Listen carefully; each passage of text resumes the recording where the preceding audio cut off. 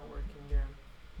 Okay, guys, we're gonna have to call it a day, and hopefully, no, not too well.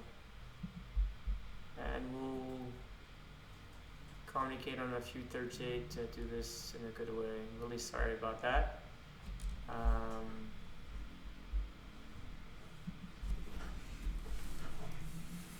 no, it's not working.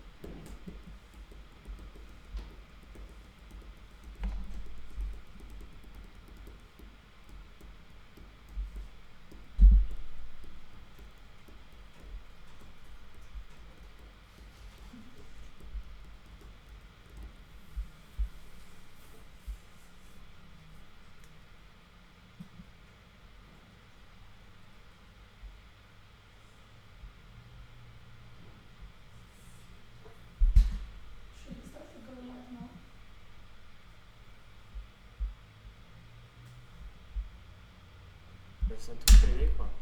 Puis après, elle a switché sur le mauvais temps. Du coup, en fait, les API ne restent pas se connecter au truc. Et après, ils prenaient une autre vidéo, quoi. Tout simplement, quoi. Ah, c'est chaud.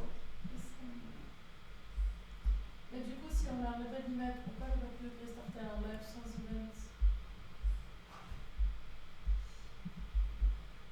après?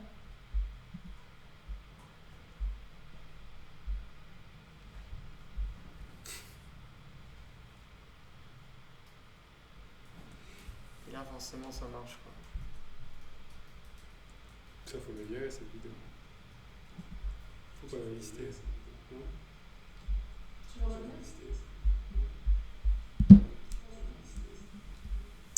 Okay, guys, I think so. We're back on. So please delete the old video, Mariam.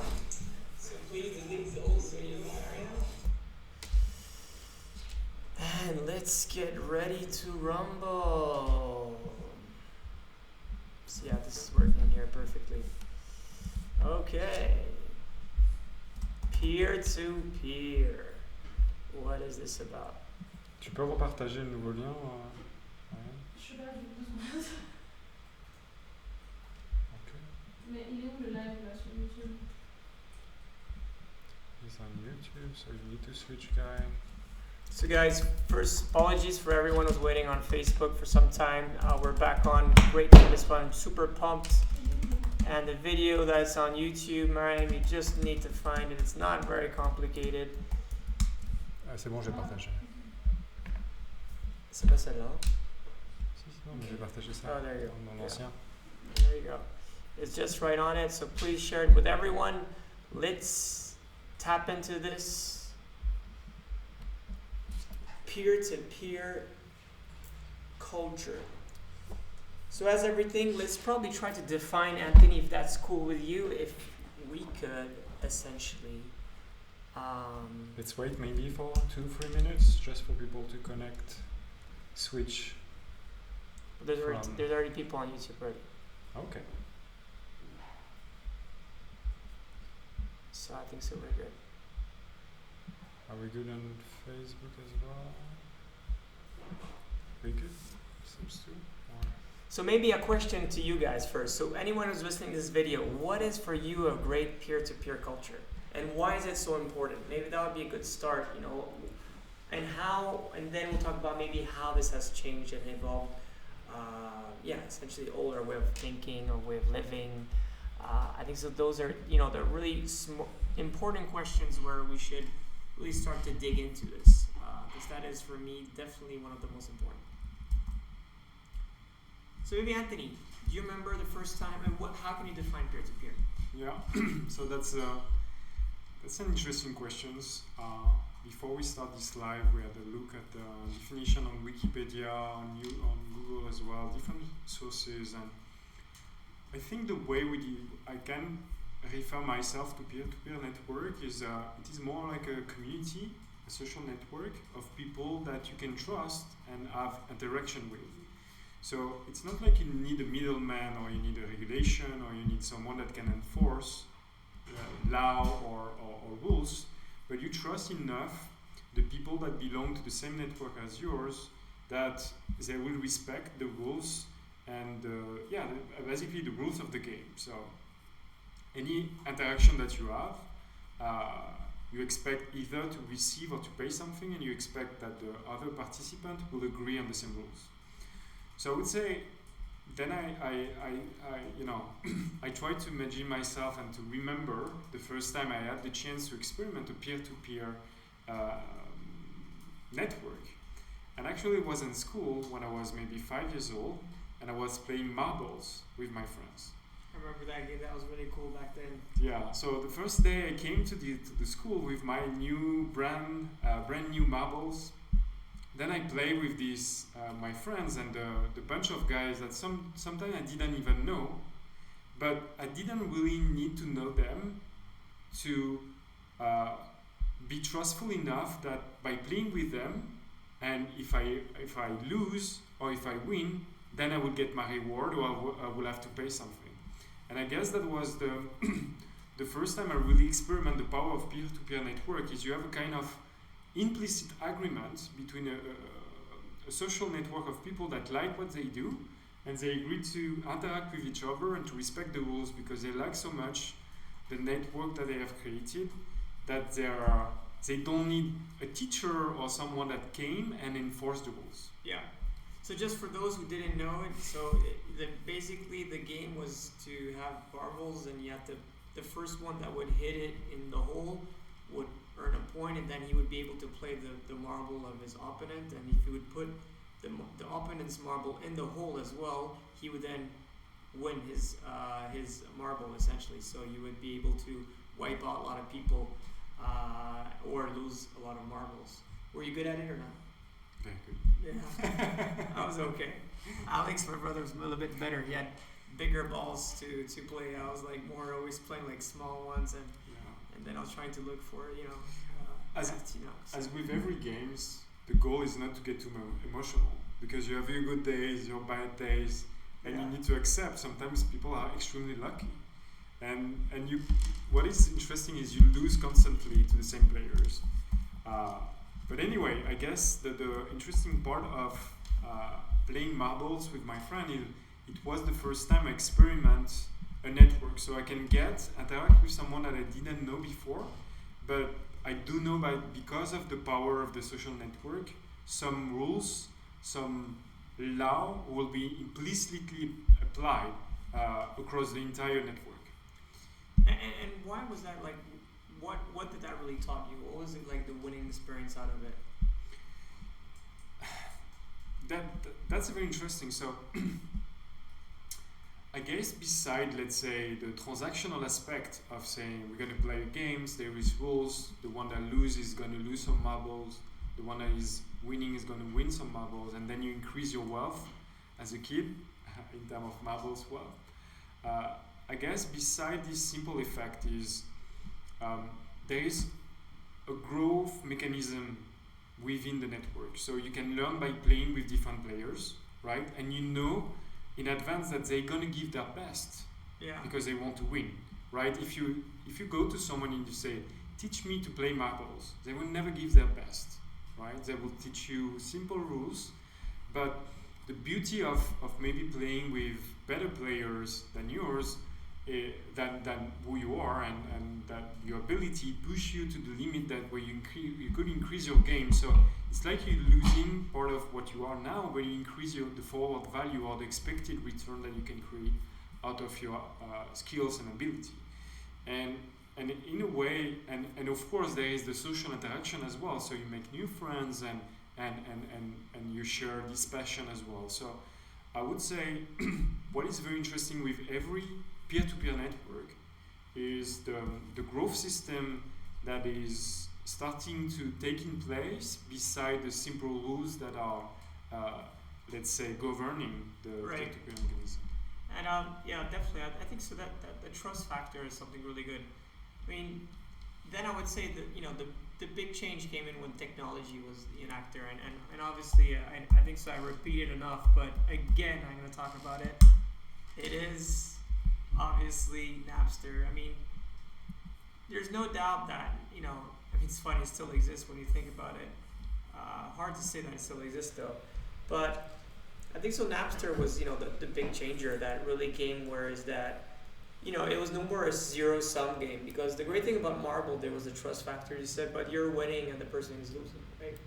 And well, that's fair enough, but it's probably not a one that it could not be self-sufficient if you don't always add more marbles to your own wallet. But then really, I think so. The game changer was Napster, because for me, I remember when I just got in the States. Wasn't able to get any good music, and this was really the first way where you could just share your library from music producer or photograph to a person that wanted to download and upload different content, and I think so that for Alex, myself, was really the thing that probably consumed the most electricity in our house, but at the same time make us so happy to be able to get that best tune, that best music, and and to really look at a peer-to-peer platform where you could share content, but it was a permission. It was a permission type of platform, which obviously, like a permission blockchain is good, but you still have to ask each time and trust the person behind that will enable you to download or that content, and that was really great. But there was a lot of time actually on spending on community building, right? Like whenever you had content, like if Anthony was a DJ in Japan and he had good content, the only real way to actually get his content is to talk to him, because you were only uploading and downloading from one person. So not only took like 24 hours or more, but the other flip side of the coin is that you really need to build contacts with people. So it was good on some way, but then when it was exactly talking to Anthony, a Japanese DJ, well then how you be able to talk to a Japanese person if you don't speak the same language? So that was a little bit tiresome, and obviously I think so this first P2P network really grew when this beautiful email came into place. Do you remember email, Anthony? Did you used to download email or not? I did, yes. Yeah, I use as well Kaza, I guess. Kaza and all LimeWire. Yeah. Remember LimeWire as well? And how was this different from Napster? I mean, how did this really see when you realized okay, this is just amazing. This is so different from whatever we see on the market. I would say what I do like with Napster and I guess building product, that's the most difficult part of creating a product and a brand, is when you were using Napster at that time, of course you can download, as you say, great music from everywhere. Eventually you can say your friends as well, oh, look at this music, and it was difficult sometimes to find the CD or the audio record that you have to pay. But I guess as well that was a bit emblematic in the sense that you were using Napster because you were a guy that, that was a sign of being part of the movement. Of course, right? There was there was a big status play on it. Yeah, so there was this part that said if you use, so when you were using Emule, that was for more intrinsic, let's say extrinsic kind of motivation, right? That you want to get access to a DVD or a movie for free. Right. When you were using Napster, there was as well this idea that you were belong to a community that was really changing something. Yeah, you could compare it a little bit like Bitcoin and Ether in some ways, to some extent. Like Bitcoin was really that religious way of being the first one to this peer-to-peer crypto, where Ethereum is more like, something that would come after, and it would be for a lot of different reasons. Yeah. So I guess 20 years after, you will never be proud to say, I'm using Emule when I was a kid. Right. But you have this pride to say, I was one of the guys on Napster. Napster, yeah. And maybe the fact that they get the system collapsed because of Metallica. It was very big at that time. Oh, it's true. Maybe it adds up to the as well to the to the story, because in a sense I don't know many people that really listen metal music, even though Metallica was big at that time. Right. But because of Napster, they become very as well famous and, Right. and they get the audience. So in a sense, I don't know. It felt like maybe now they will find a better way to partner together, to invest maybe in Napster and to find a way around. But at that time, it was a world that was ruled by financial people and lawyers, Right. not technology. Especially lawyer, yeah. Yeah. So which go, in a way they work pretty much together, and they go in the same direction. But what is interesting is because the world has changed since, where it is clearly rules now by engineer and let's say startup or software. We have shift from a financial world to more software world. I guess the destiny of Napster will have changed, but yeah, that's what I think is very good as well with a peer-to-peer network is when you identify yourself to the value of the system and yeah. I think that's very true, and there's the other factor as well, is that on email you didn't need to ask for permission, right? You would just say, I don't know, like launch Lord of the Rings movie or whatever, and essentially with all the people that would be seeding it, you would be leeching on their behalf, right? So everyone would be uploading essentially their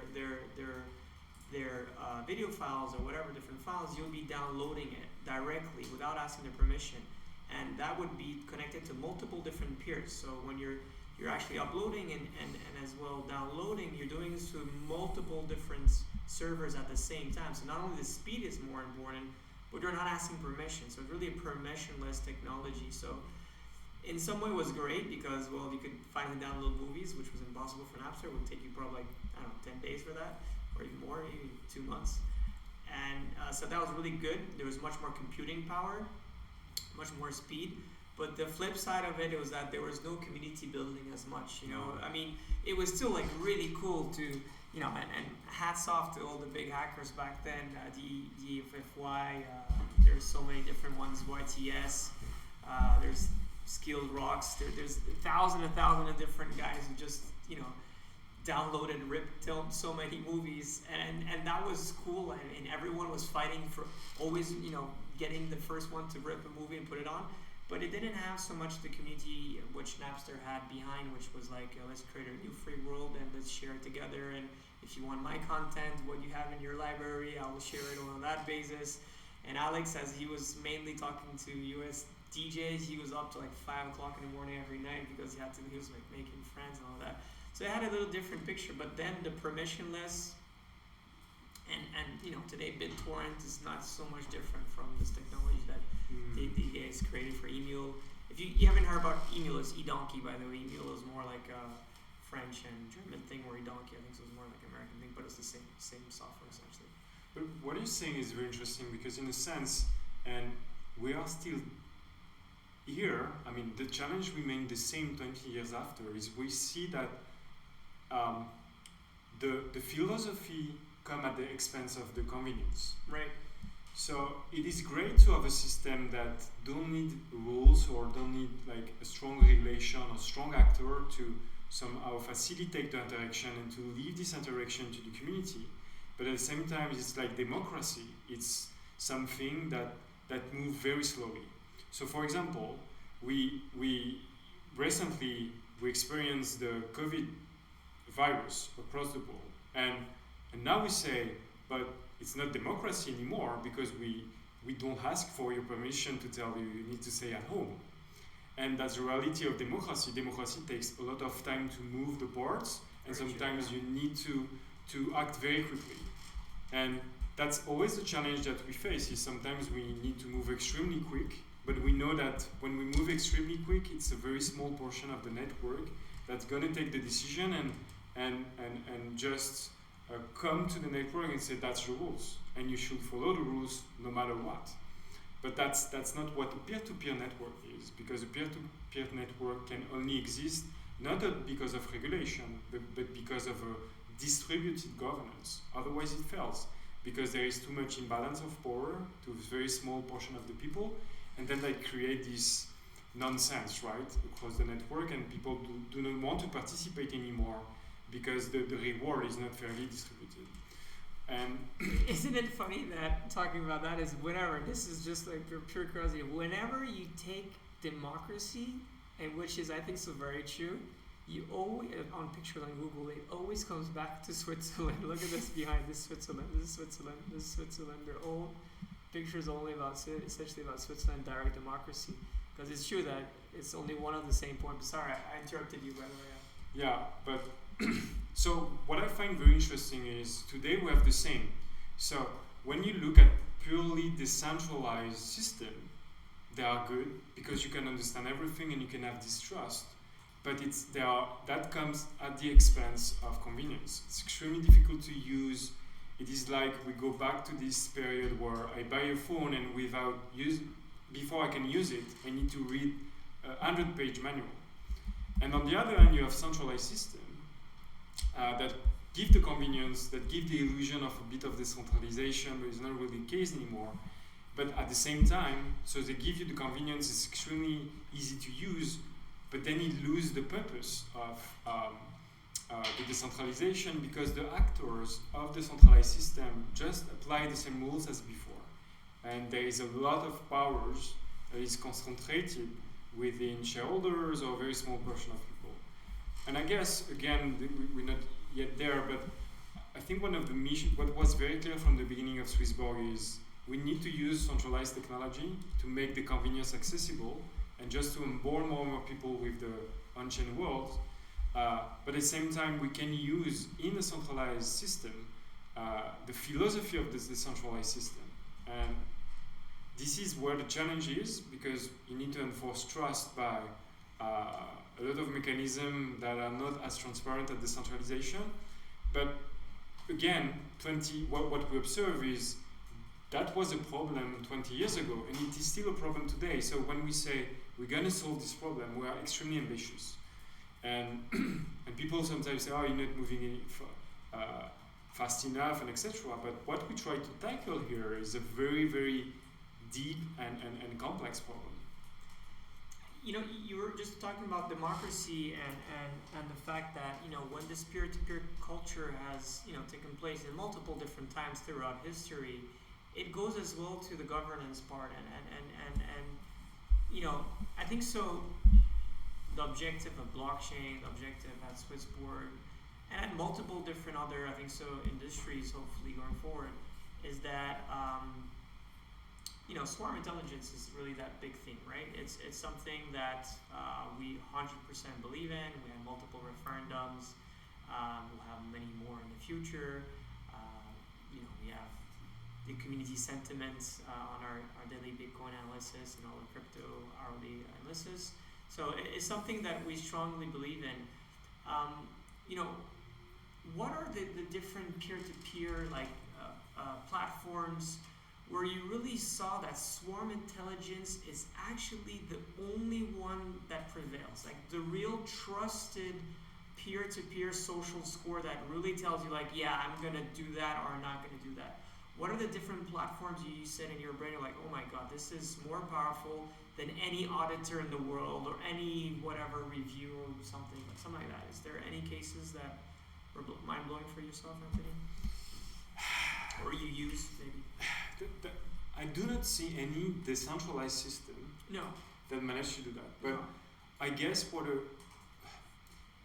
one of the examples that we have is, for example, Spotify. Okay. So when I use Spotify today and I listen to music that I like a lot, and I don't know what to listen next, usually the suggestion is extremely good. And okay. And what I'm guessing is it's not something that has been created with my community. So eventually, you know, let's say in the more maybe peer-to-peer system, I can have friends that say, oh, you've been listening to this music, I know your taste, I know mine, and you can listen to this music. Right.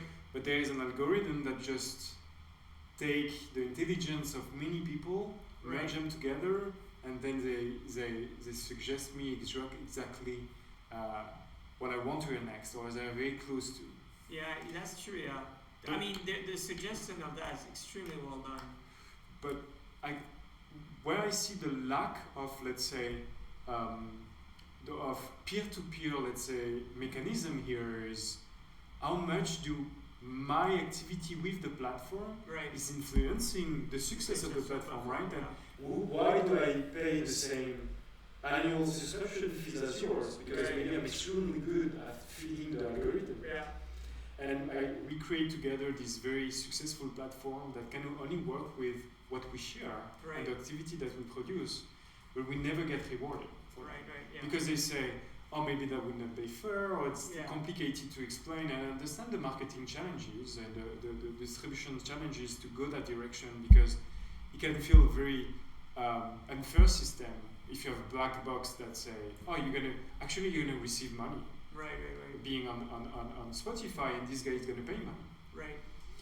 But at the same time, I guess that's in my head, I see that could be only the way to go. Okay.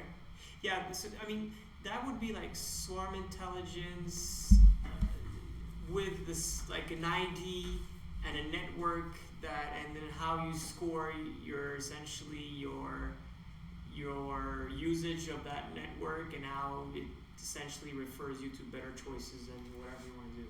But I do not see any other system, because. But that would be awesome, because that would really. Yeah, it's this real meritocracy we always talk about. That's it, and I don't feel, because we live in a world where there is so much data to deal with. Swarm intelligence, because the way I see swarm intelligence is to run an experience and then refeed the learnings to the next experience, and we have to deal with so much data that is almost impossible at human level to follow to refeed the learnings quick enough that your learnings are not outdated already.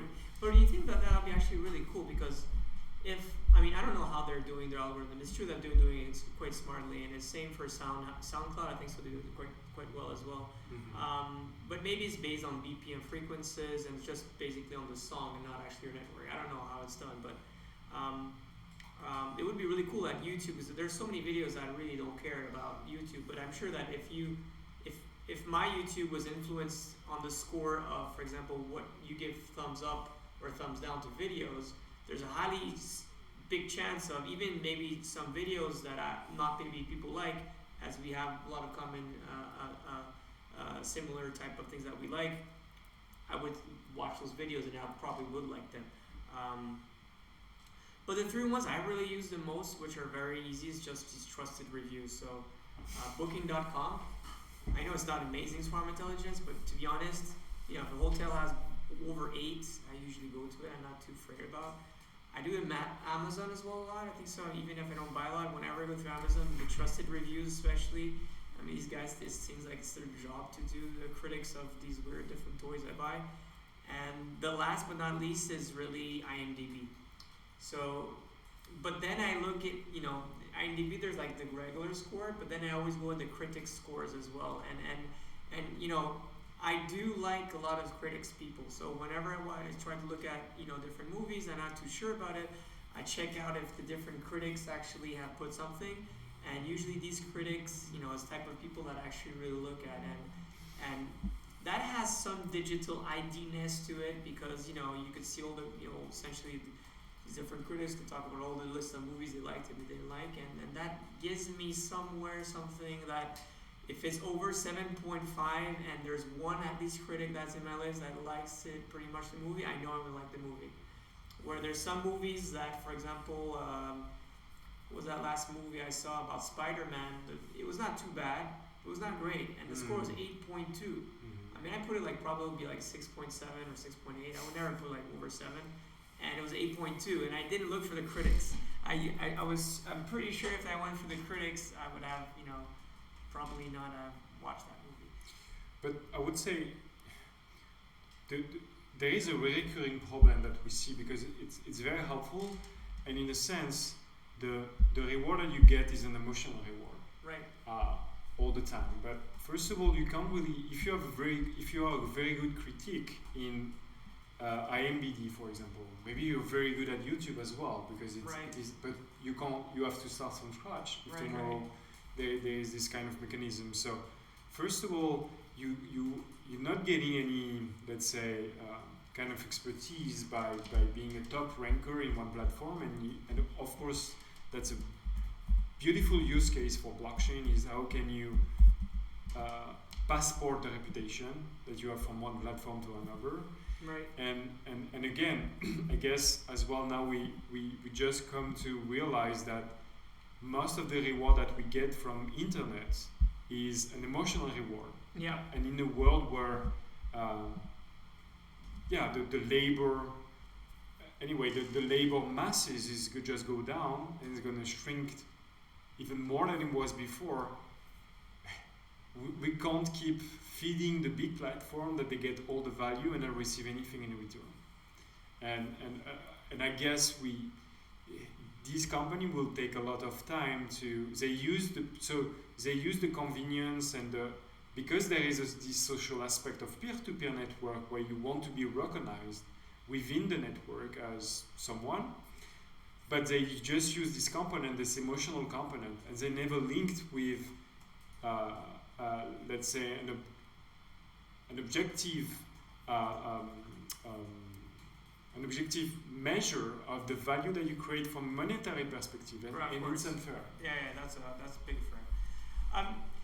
The big peer-to-peer that we talked about now with Facebook, with Uber, with Airbnb, with all these different platforms that have essentially taken the business model of Napster and of these different things and put it into context where essentially the person producing the content or the supplier whatsoever will be in one platform and they will aggregate all these different people to make sure you get to buy your best product. How many times we went through this and we need to still go through this and show really that one of the main issue we find here is that, as you said, the creation of value at one sense is really never actually fairly distributed. And I think so that's the main issue. It's that contribution where the shareholder makes the big buck and the user makes the emotional reward? There is some question for you. There's some question. On your Slack. Okay, we'll take some questions. That's a good thing. Okay, so there is a question from Cici. Hello, Cici. How do we keep peer-to-peer platform free of third-party interference but also safe? Yeah, that's an interesting question. So, that I think that's one of the coming challenge for the entire world is during the past 20 years, internet have been free. We have been educated to use internet freely, but it's never been the case, right? The big company harvest all our data and we lose the control. So we accept a short-term convenience that says it's free, so I'm going to use it as much as I want. But it comes at the expense of the control and the real value that we create for this company. So you can't expect to go to a Michelin restaurant and have all-you-can-eat, right? And that's the paradox of the internet. We have been educated in an internet that is supposedly be free, but it's not the case. I do not see the thing is I do not see any inconvenience to pay for a service if I really want these services. And the problem is now we are lost because there is so many choices that are in appearance free, but they are not.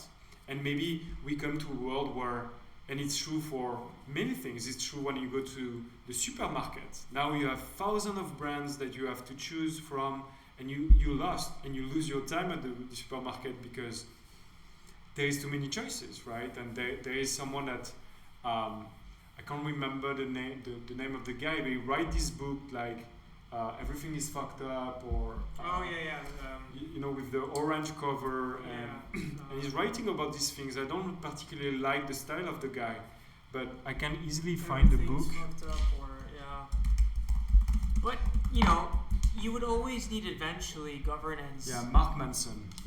So it is Mark Manson, and so I guess the world is going to change in the sense that if you want to give transparency, and if you want to give real transparency, as we do, for example, with the Wealth app, you need as well to educate people that say operate the company is not free. So if you want to have control, it came as well with some compromise on what is apparently free. And we need to educate ourselves to say, maybe I don't need all this food.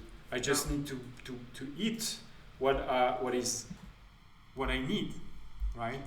And so the first to answer the first question about free, I don't think necessarily it needs to be free. I guess it needs to be fair and transparent. And then if it's free or not free, it depends on the business model. And then, you know, I think so, like with all of these products and platforms, it's good to have gatekeepers as well. You know, I don't think so do it yourself is something convenient for everyone, right? It's like keeping your custody of your assets in crypto. Maybe a lot of people think it's really important, but other people I think as well it's better to have it insured at different wallet solution providers that are really good, or at SwissBorg where we do this very digitally with great technology. So I think so, you know, there's having do it yourself for everyone is never going to be really good. Having gatekeepers, I think so, it's really good, especially if they're trusted ones, and especially if they're very transparent and they have financial or at least emotional rewards to it, and that goes for everything, right? I think so that you don't need to only monetize this, but you at least have to really create a good network of people making sure that whatever is going through the platform is legit, and whoever is, you know, doing something poorly or something is very scammy or whatsoever, well, you have these gatekeepers that could kick you out and make sure that, you know, essentially the ecosystem is well driven. I think so going forward, these with smart contracts and everything going forward, it's going to be even better and better, and technology is going to be able to automate a lot of this, and maybe eventually the gatekeepers is just going to be oracles on top of it, and it'll be extremely hard to essentially get rid of these bad behaviors and loopholes. But we're still not there, but I'm pretty sure we're going to get to there. That's for sure. And when you think about it today, the way most of the applications are built is with centralized database. So you never control what's going on with your data, but more importantly, you don't have access, or it's extremely hard to get access to your analytics, and you can't disclose analytics in the platform. Now, tomorrow, if everything is based on the decentralized and the blockchain system, when you build an app, you don't decide what is your data model, or which data you want to disclose or not disclose as a private company. You build a system on top of, for example, user identity or wallet. And then it belongs to, for example, if you have a social network or peer-to-peer network, then it belongs to the user to say, this is the list of information about myself that I'm going to disclose. So next time I'm posting a photo, I'm posting an article or a video on let's say, a decentralized Facebook, on decentralized YouTube, then the people that watch this video can clearly see the information that I have decided to disclose. If I want to be transparent, I'll say, I'm Anthony, I live in Switzerland, I'm working for this company, that's my age, that's every single action that I've took so far with different social media, and then people can make their own opinion on the content that I produce. Am I biased because I'm a white guy living in Europe and I'm this age and I'm male? But today you have a little glimpse of information of every content writer or every content producer with networks, because that's controlled by big companies that it's not in their advantage to disclose, to say we know that much information about this guy or we know that little. Right. And next time, I mean, in the perfect decentralized world, then you can see if there is a very sensible content and few information about the content producer because he has decided not to, then you can say maybe this guy I can't really trust. Right. So when it comes to the initial questions of asking for is it safe? Can we ensure there is not third party that they're going to manipulate the audience? If you use a decentralized system, there is not this question anymore, because to me that's not a problem. If you come to a social network and you share your opinion, and it could be biased or even false, but as long as we know exactly who you are and we can track what is your track record with sharing information, then I can make my own opinion. And it's not available today because the data are recorded in a centralized manner. And I mean now, and how do we apply this to the crypto world? I mean, obviously there was Steemit. That was one of the platforms that worked really well. We know what happened to that. Essentially, we got attacked, hostile attack, and that with the Steam powers that were on different exchanges, few people were able to change the consensus and had a hostile takeover done by Tron, and now it's called Hive. That has made one of the issues about the liquid proof of stake. But there's great news, which is Reddit. As you guys probably have heard the news, Reddit is going to essentially bring in wallets, and instead of getting karma points, you're now going to get cryptos out of this. So this is definitely going to be something, I think so, really, really crazy about it. This new way of revolutionizing social media and earning crypto, essentially. So, I mean, do you think that's going to be a big one, Anthony, or how do you see that coming? I really like the idea. We asked Alex to get in contact because that could be something that we eventually will list on the Wolf app as well. Why not?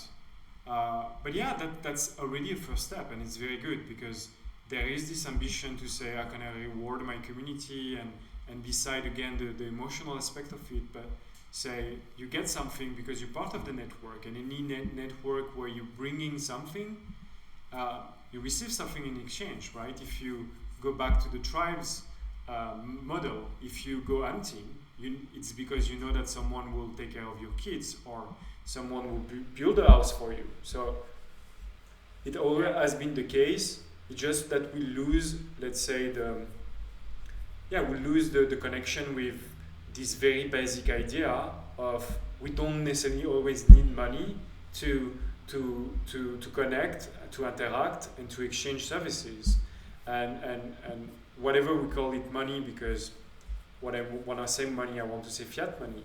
But for the first time in history, you can create your own money and enforce trust for less than $100, and that's extremely good. Yeah. And now in terms of finance, we've seen multiple different things have been built on a peer-to-peer level. The main ones would be decentralized exchanges. There's been some great decentralized exchanges. Most probably the best one, or one of the best ones, is the first one I would say is, I think so, I believe is IDEX. Is that would that be one of the biggest one? I would say how people are essentially able to plug in your wallet and essentially be able to exchange from different other wallets. Is there other decentralized exchange that you really like, Anthony? Not specifically, to be honest, but actually, and then I would say maybe the Binance ones. What's it called? Binance Dex, I think so. Yeah, Binance Dex has, and we're seeing quite cool things. I was saying that the other day is that Binance Dex. So the difference with that, which was very interesting, is that obviously the Indian rupee is very difficult to trade in crypto. So centralized exchanges. So you're actually seeing like big pairs of Indian rupee to Bitcoin the other day. It was actually quite big volumes, like over okay, we don't have it today, so today's not a good example. But you were seeing that, as it's somewhat difficult in India to trade, well, the decentralized exchange, you can't really do something. But let's get back before citing examples. Why is, DeFi such a huge movement, and what does that fundamentally say to the new centralized world of finance for you, Anthony? What I do really like with DeFi, and of course we just hit the same problem as before, but I would say it reconnects us with the idea of actually when you have money or when you have value that is not that you don't necessarily want to use now, it can be used by someone else, and you can receive a yield because of this mechanism. So there is, and it's true for the supply chain and all this project, but it is true that we have values a bit everywhere. It's not always liquid. So it can be your house, it can be investment in the, for example, in the portfolio of investment. But there is no mechanism that helps you to say, I can collateralize this value that I don't want to sell because I trust them and just get value, get money so free. I can get some liquidity basically to do something else. Mm-hmm. So I can, let's say, based on my illiquid assets, I can generate liquid assets that I'm going to repay with my future cash flow. Right. And this is exactly what the most of banks are doing. You know, it isn't true to say the money I deposit in with banks, then they make loans for company, and it's only based on the money that I make to the bank, because commercial bank can create money to make loans. So it's not necessarily always the money you have at the bank that is then used to make loans. But it is true that then the money that you deposit at banks belong to the balance sheet of the bank that then is very helpful in creating all this mechanism of loan and all the activity that the bank and the risk that the bank is supporting. So the bank, let's say, the way your deposit help banks is to strengthen the balance sheet that they can make on more activities. That there is activity that is making based on deposit, and it's not always linked to the interest rate of making your money at the central bank. But with DeFi, we reconnect with this notion where we don't need banks anymore, and for now it's very simple. Is to say, if you have money, for example, if you have stable coin because you're not too sure about the market right now, and you want to wait for some time before invest in Bitcoin, then you can receive money from someone that does have Bitcoin, but doesn't necessarily have the liquidity to, for example, double up his position. So I own one Bitcoin. I strongly believe the Bitcoin can go up, but I don't have the money to do that. So I can go to someone and say, you don't use your money, give me your money, I'm going to pledge the Bitcoin that I have and the Bitcoin I'm going to purchase with your money. And this way we have two different opinions, but it doesn't matter. I get what I need and you get what you need. Yeah, and I think so. Avi's doing a great job. You know, they're a decentralized platform for lending. I mean, they were there in the beginning with ETH Lend and good friends of ours. So this is definitely, you know, their flash loans and different ways. You can see here, there's great rates where you essentially could deposit and get it, you know, passive income on top of it. And obviously, people that want to borrow it for different reasons could as well borrow if you want more leverage, if you essentially eventually want to short it for different people as well. This is definitely something that is extremely interesting. There's some limitations though, which is that you know, despite it's getting better and better, there's obviously, as Sissy asked earlier, there could be potential. So not for Avi at all, but for different platforms, we've seen some complications to some extent on decentralized finance applications. We've seen as well the fact of, you know, recently for stable coins as well, that unfortunately technology was not able to liquidate different funds in the reserve fund of Decentralized, which had made a big loss behind it. Is there any things that, what would be the most important factors for you to, before lending or before borrowing through our platform, what are the things that you would look into, Anthony? That's a good question. So I would say the risk lie well, of course, you need to make sure that the smart contract that is used by the DeFi protocol that you use has been audited, that there is no, let's say, Vulnerabilities. vulnerabilities in the code and no breach can happen. But that's the basic minimum, right?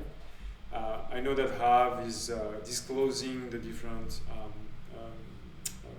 counterparty that have been evaluating their smart contracts. So let's say we assume that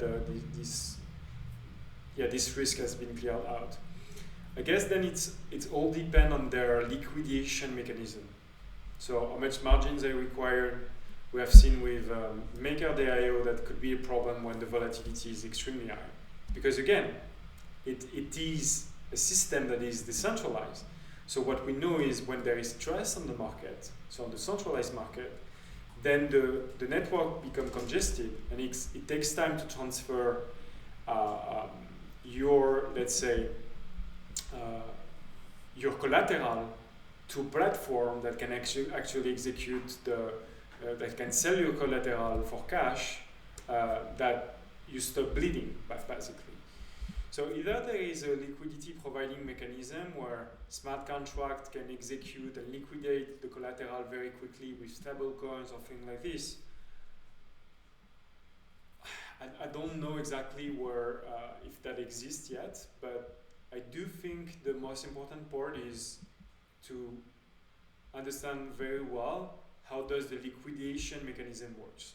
And I guess that leads us as well to what kind of the, let's say, where are we positioning ourselves? Yeah, because you have to understand that something that we try always to do at SwissBorg is to understand what is working very well in both worlds.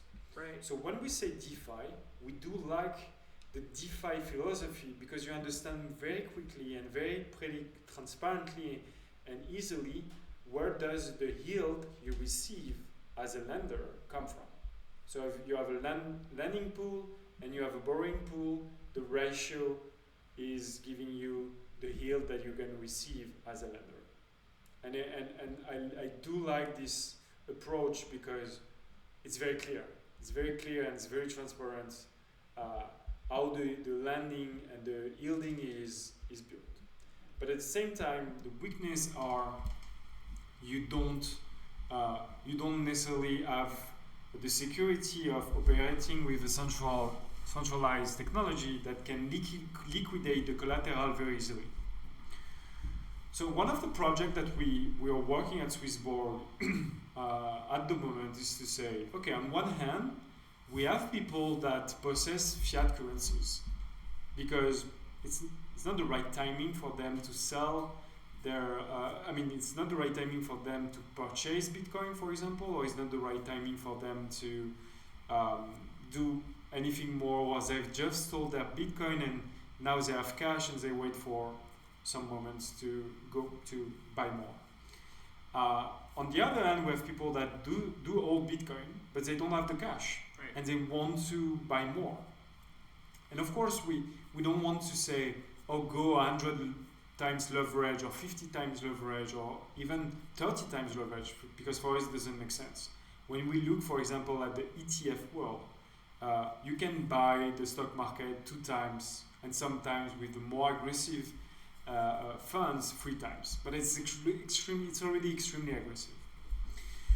So what we want to give as an option for people that do hold Bitcoin with the Wealth app is to say, maybe I want to boost my Bitcoin exposure for the next 10 days or the next 20 days. Obviously that will be for a short period of time. Maybe that's for much longer, maybe a year. If my expectation is the Bitcoin to appreciate from 100% in a year, then I don't care about paying, for example, 4% to borrow the money that will help me to buy more Bitcoin. And because we have the smart engine and we can execute large trade amounts, big volume and very quickly, because it's a centralized technology, then we can merge the philosophy of decentralized network, DeFi network, and say, make a deposit with your fiat or sell your Bitcoin for fiat with SwissBorg and then pledge them into a fund, and we will make this fund available for people that want to boost their exposure with Bitcoin and use the Bitcoin they purchase as a collateral to the loans they have made. So maybe let's take examples. So like Yeah. I'm like more like a conservative person, so I just want to deposit, let's say, I don't know, like $10,000 on the Wealth app, and I'm okay, but I know I don't want to get exposure to Bitcoin right now because I'm not just interested. So I deposited $10,000. On the flip side is that you're super positive about and super bullish about the market. You, Anthony, you say, for example, I today have, let's say, $10,000 on the Wealth app as well, exposure to Bitcoin, but I want to double that. So how would that work out? Yeah, so basically I have 10,000 value of Bitcoin, but I don't have any more money on my bank account. And I'm extremely, as Cyrus say, positive about Bitcoin future, especially in the short term. But I don't have money to invest more. So let's say, because we are friends, I can come to him, let's say, without the Wealth app, I can come to Cyrus and say, I need to borrow 10K from your pocket that I can invest in this amazing asset that I know that is called Bitcoin. So most probably, either we are very good friends and you can say, that's okay, take my 10K and then you're going to give me back in a year from now, whenever you want to. Or we're not that good friends, but he called me, okay, what you are going to buy? I say, I'm going to buy Bitcoin. You say, okay, Bitcoin value is 10K. So what you will do after purchasing your Bitcoin is you're going to pledge. So we're going to have a wallet where we share both the private key, for example, and you're going to make these two Bitcoin available to me. That if the Bitcoin price go down to 5K, for example, I can sell them very quickly and get back my 10K money. So that's what will happen if we don't have any technology. We need to find a kind of agreement between the two of us because we are good friends. But because of the technology and the peer-to-peer network, you don't necessarily need to know the people to exchange music with. And that would be the same idea with SwissBorgers. Cyrus can say, I don't need this 10K for now, so I will allow someone to borrow that money that it will not be available to me anymore for example, 10 days, 20 days, but in exchange for that money, I want to receive a yield. And on the other side, that will be me saying, I want to buy more Bitcoin and expect that the market will be extremely bullish. So I'm going to accept to borrow money from someone, 10K from someone, at a yield, for example, 4-5%, something in this magnitude, annually, and then SwissBorg, we can guarantee that when you lend 10K of money, you're not going to lose your money because someone will never refund you. You don't know this guy. Then we're going to block the 2 Bitcoin, right? And we're going to put a threshold that say, if the Bitcoin drops, if your 2 Bitcoin value are 10K, then we're going to sell the 2 Bitcoin and you're going to be left with nothing that we can refund Cyrus, plus the yield, of course. Right. Yeah. So what is great is that it really fills the great use of two persons, right? The person that is conservative and doesn't want to get in the market, and the person that is extremely, positive and bullish and could go in the market. So I think so. This is like a great thing. How at SwissBorg we're really going to be leveraging both sides and making sure that if you're off chain, on chain, both cases you get be happy. There is one question of Crypto Ball that say, what will happen if someone gets money lent and the market crashes and they can't repay? So that's a good question. So of course we do expect that even when the market drops a lot, there is still liquidity that is available. And when I will borrow 10K from Cyrus' pocket to mine that I can buy more Bitcoin, initially I do have 1 Bitcoin. Yeah. I can't borrow money if I don't have the same amount of money in one asset. So the only condition that I can borrow 10K from Cyrus is you have 10K yourself. it's because I have 10K in Bitcoin already. So by the moment I decide to double my exposure in Bitcoin and I basically borrow 10K from Cyrus, and the system will automatically buy another Bitcoin.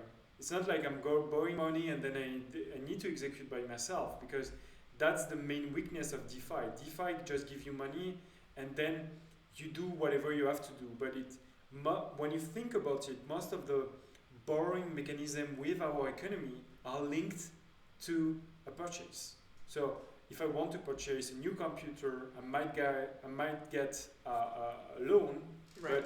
but it's because I'm purchasing a computer. So we are going to link, let's say, user action. We are going to link a goal to the borrowing mechanism, because we don't believe that the borrowing mechanism itself could exist, because it's applied to too limited range of use cases. So the condition that I can borrow 10K is because I own one Bitcoin that, by the way, the worth is 10K. Then I'm gonna buy an extra. The system will then buy for me an extra Bitcoin. So now I have 20K value of Bitcoin, meaning that the price of the Bitcoin can drop by 50% before I will not be able anymore to repay my loan. And if that's the case, then the system will sell the 2 Bitcoin that it can give back the money that was borrowed in the first place. So I would say there is no mechanism that could not guarantee that the money will not be paid back. Of course, unless the order book of all the foreign exchange that were connected to become empty and we can't execute anymore any action. But it's extremely, let's say, unlikely scenario. What would happen if someone gets the money? Okay, not a friend from, for example, future. What can you describe as game changer? Question, Thomas Andrieux on Slido, automatically. It seems to be parallel with the 3070s. Do you think a peer-to-peer culture will be an answer to the need of a new ecosystem? I mean, most definitely. I mean, we're seeing more and more this, new tribal way of thinking, and this new way of having, no countries, but beliefs and beliefs in different values, and this peer-to-peer is growing to, creating one planet Earth where they'll be divided into different people that share the same value and the same tribe. So this is just growing. Until yesterday, we had the possibility of people communicating and sharing ideas. Now we have the way of not only getting paid and getting rewarded, but we're putting in place these new governance systems that could be some part automating and some part could be decided on staking mechanism. So it's definitely the winning one. It's just, again, this Corona situation shows that you don't necessarily need to work at a company to work with the company, right? You could be wherever you're based in the world, remote location. If you're sharing the same hours, it's super easy to work together. Like today at SwissBorg office, we're 8 people out of like 35 usually we are, and we're very happy. And probably in London office, no one's there, and Toronto office, no one's there either. But we're still doing great, and you see with smart CEOs that have built great technologies and great companies such as GitLab or GitHub. They don't really have. They're mainly all virtual offices. And we're seeing this more and more, and going forward, there's really no need to pay $10,000 for your crappy apartment in San Francisco. You can be based pretty much everywhere. So yeah, I definitely believe that this is a game changer, and we're seeing it. Jack Dorsey, CEO of Twitter, just said 3 years from now, 50% has to be off office. Now, sorry. Facebook said 50% in 3 years, though they spend like I don't know how many $1 million in their super awesome offices. It's just going to be growing and growing, and as we'll be more connected, more on the philosophical, purpose-driven type of missions, well, blockchain and peer-to-peer is really here to kick in and to strongly reward the people for doing the right move. And I guess when you look at the euro money and the failure of euro as a money, because we are. Yeah, that's a very good point. The way the euro has been built is without taking into account the cultural differences that are within the same, economical, let's say, zone. But when you see how big failure the euro is, and no one knows how the situation will end, that will just reinforce the fact that we need to go back to more consciousness, in a sense, and we need to reincorporate culture into money. how can you explain that for example, the money that you have with your bank is never get the chance to, for example, fund the company or the local businesses that you like the most? It always go to the own rules of the bank. They finance the business that they like from an accounting perspective. It's not always make sense, right? Sometimes a business is good not for the money or the outcome that the business is making, but it's good for its local community. So if you can create a money that's say part of or there is a small fees or a small tax on top of this money for each exchange, that then we can fund local, let's say, businesses that make this community stronger and more happy, because at the end of the day, it's not always about making more money, it's about having a better lifestyle. Then we can really change the way the finance is operating, and I think that's something that we need. The globalization of finance has failed big time now, and we know that, and euro is the most probably the better living proof of ignoring cultural differences and community when you create a financial system. Yeah, and the fact that euros, I mean, it's a separate independent chamber by themselves, which are sitting in Brussels, and when you're spending euros, or there's any policy regarding euros, you don't have any word to say. Even a lot of countries actually can't do much in it. It's all their own small committee that do it themselves. So that is definitely not it was a great idea, it's just poorly managed, I think so, in terms of making sure that people don't have that direct democracy, don't have their word to say, and essentially the European Chamber of your ECB essentially doesn't have his word to say to anyone. It just does whatever they feel is the best, and unfortunately people and countries have to then just take it for granted and their choices and not really have their real input. So great initiative, our poor execution, I would say. You have the question and answer. Yeah, we still have the questions here anyways. Yeah. So there is a question, when can you describe be the game changer? So when you look, I think one of the biggest game changer that we see for the industry, but it's beside a bit the topic of today, but even when you look at the way the financial industry has progressed over a year, is you need to package, in a way, the financial product into something that is much more usable for people. Yeah. And most of the funds that are in, when you look at the financial industry, most of the money is going to funds. They're not directly going to stocks. They go to stocks and directly invested by big investment funds that then are invested by normal people. And that's what we need for cryptos. We need products that are automated and they have their own life cycle and they are managed by themselves. That's what we see as a game changer. How much money is left since the AMA? Will it be enough? So we have roughly 11 million left, so that's like over a year of funding, which is great. And we're soon gonna be raising some funds through different products, which is really good. And we're starting making revenues, which is really good because it shows that we hopefully soon will be profitable. We believe this will happen probably like 13 months from now. And the good thing is as well is that 20% of those revenues goes for burning. Other question regarding CHSB.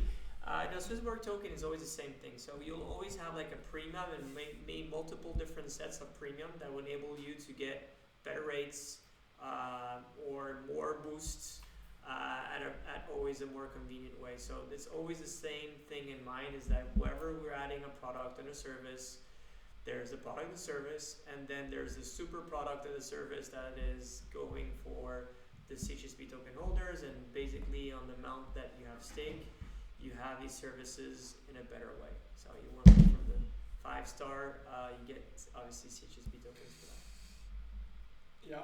So when are you going to implement that into the Wealth Lab?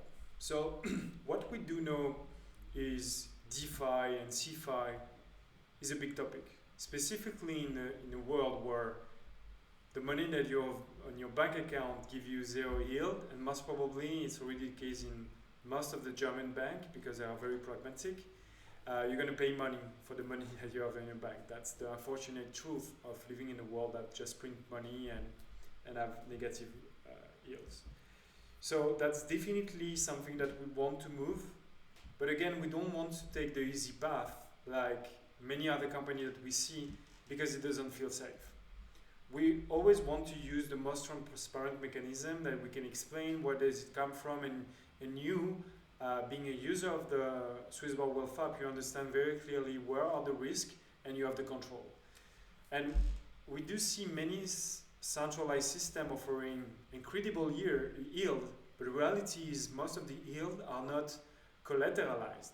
So there is a huge counterparty risk based on this yield. Type of shark loans deals. Yeah, and beside the risk, the financial risk itself, you don't know how this money is used, right? So, for example, what we know is because of coronavirus, there is many loans, so real estate loans or house loans that can't be repaid because guys have lost their job. Yeah. And because it become bad debts, then this insecure loan are going to be transferred to hedge fund and financial guys that can bear the risk because the bank want to have a clean balance sheet. And then what they're going to do? They're going to go to the house, kick out the people and sell the house just to make a profit. So when you invest in product that you don't understand, maybe you're part of a scheme that you don't support. Because personally, I'm happy with getting 10% of my stablecoin, but I'm not happy to get 10% if that kicks out people from their house because of the coronavirus. And I think that that's part of what we want to, that's the kind of transparency that we want to give as SwissBorg, is to help people to better understand the financial goals. Yeah, where the money is going. Maybe that, I'm not trying to judge here, I'm just trying to say you should be aware when you invest your money in something, how this money is then used to generate a return. And yeah, that's the unfortunate truth of being just blind and say, I'm going to look just at the return. You need to understand the entire chain. And for example, the price that you get from the Bitcoin in the Wealth App, you can clearly identify how this price has been made. And we want to follow that direction. Is how can we infer transparency? Because transparency is control. And then you can make your own informed decision. So yeah, we definitely want to implement this mechanism. And the question about CHSB, we just answered that one. Yeah, most probably we will as well Always have a make it premium, better, premium mechanism. That will evolve and that'll make a better deal for our beautiful community member. So I hope you guys enjoyed this. It went a little bit more than an hour. Shampoo brand. Yeah, today I did it with a Japanese shampoo brand. Actually looks much better. I usually have the other one. There's Alex's wife bought me this shampoo a long time ago. I just found it. Ketsuyo, I don't know what it is, the Japanese brand. But yeah, I think so. At SwissBorg, we're always trying to, bring in this off-chain entrepreneur world where you say centralized finance and versus decentralized finance and trying to make, the best out of it, right? And I think so. We've all been much inspired by multiple different platforms, peer-to-peer decentralized and multiple platforms of centralized peer-to-peer. We definitely believe that going forward, the combination of those two is going to be the winning one because it just makes sense how it is. We really believe that, in wealth management, there's so much to do. This is going to be one of the new great ways to offer and be very different from all these different exchanges, which is really proposing great ways for people to get their financial goals, and that will hopefully bring their financial dreams as well. So I really enjoyed this, Anthony. It was super cool. It was super fun. We have to probably do this once a month. Apologies for the beginning that this didn't work very well. We'll put it on Mariam because she's not able to answer and she can't say anything right now. But I'm not joking.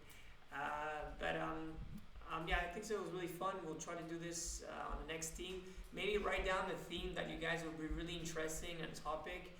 Please always take in consideration that we could take from something basics, go into crypto, and eventually how this will change at SwissBorg.